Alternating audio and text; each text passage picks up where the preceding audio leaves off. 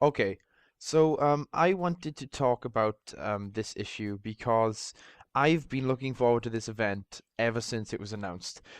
Basically, I'm going to be talking about Death of the Family Part 1. Now, this is Batman issue 13, and it's written by Scott Snyder and drawn by Greg Capullo. Oh my God, this is awesome. Now, basic premise, the Joker's been away for a year. Batman has had his eye out for him, but he's secretly been hoping that the Joker's just gone completely. That just his final interaction with him was just too much for the Joker, and he's gone. But in a stunning return, the Joker reveals his presence. Now, basically, spoilers if you haven't read the issue. If you don't care, or if you've already read it, listen on. The Joker returns looking for his face.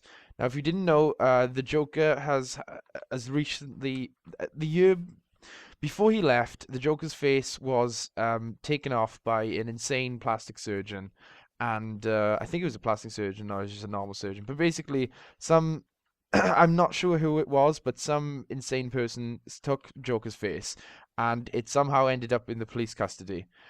So the Joker has come to get it back, but not only has he come to just take it back, he's come to take it back and kill every single police officer in the station except for Gordon. Now, he does this pretty successfully. He does it all by himself. He doesn't have his henchmen do it. He goes around and he breaks every single one of their necks except for Gordon's, while Gordon has to listen on in the dark, not being able to help. Um, Now after this, Batman is basically turns up and Gordon is in shock. He's explaining everything, but Gordon he just doesn't. He's afraid for his life. Then we get a bit of background with the Batman explaining to Damian why Joker's so dangerous and how he shouldn't underestimate him like he does most of the villains. And then every single member of the Bat family finds out. Now we kind of get the idea that Joker is, as in the title, going to target Batman's family.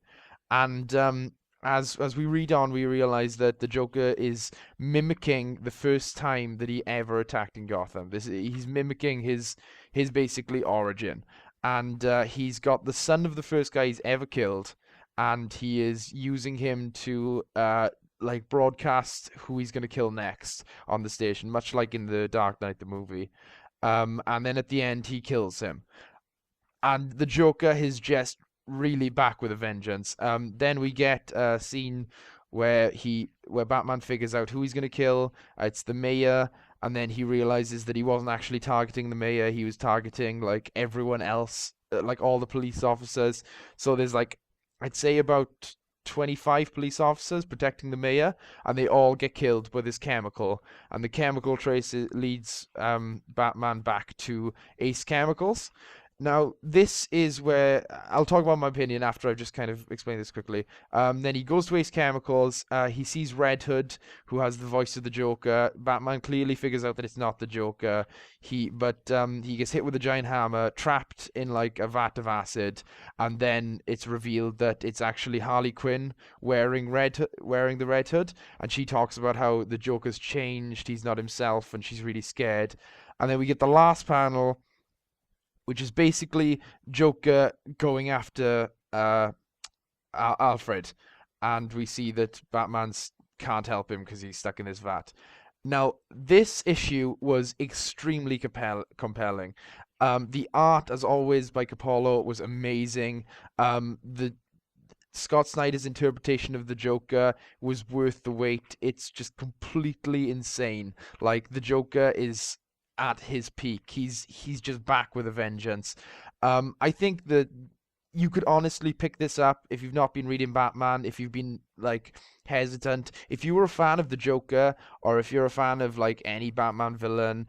Pick this up and start reading the series because this is an amazing jumping on point. It's got nothing to indicate that it's a sequel to any of the other issues.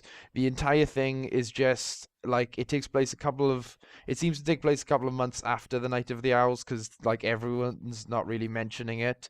So yeah, it's a great start to a story arc which is going to be insanely good. Highly recommend it. I thought this was awesome. The one thing that I didn't like, which I do quickly want to mention, is that it confirms the what do you call it? The Killing Joke as Joker's origin, which I never really liked it when they give Joker an origin, like a definitive one.